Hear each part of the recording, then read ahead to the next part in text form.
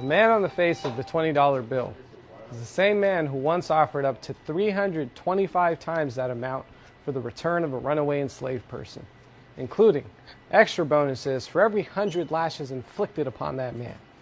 He was a master planter who fertilized American soil with Native American bodies and hydrated southern cotton fields with the blood and sweat of free black labor.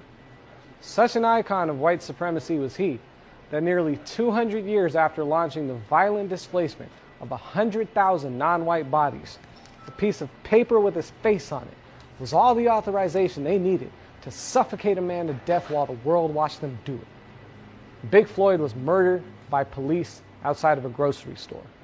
See, my uncles also operated grocery stores, liquor stores, mini marts, and so on.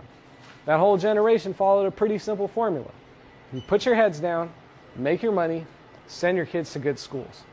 See, what that actually meant was, put your heads down and don't think about why this formula works out for you but doesn't always work out for everyone else. Why you get to own property in this neighborhood but the people who live here can't. Why liquor stores like yours are on every corner but fresh produce and after-school programs are pretty hard to come by. And definitely don't consider a centuries-long history in this nation that includes slavery, legalized segregation, a made-up war on drugs, criminalization of black and brown bodies, immunity for police officers when they commit crimes, and that's just to name a few. So what do? We put our heads down. We turned those Jacksons into Benjamins and those Benjamins into Benzes.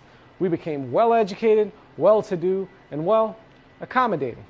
We complied with the status quo that keeps telling us that we're almost there, but just not quite them enough until we shed every last remnant of our heritage. Except, of course, for the ones that can be exploited for a diversity initiative or sold for profit.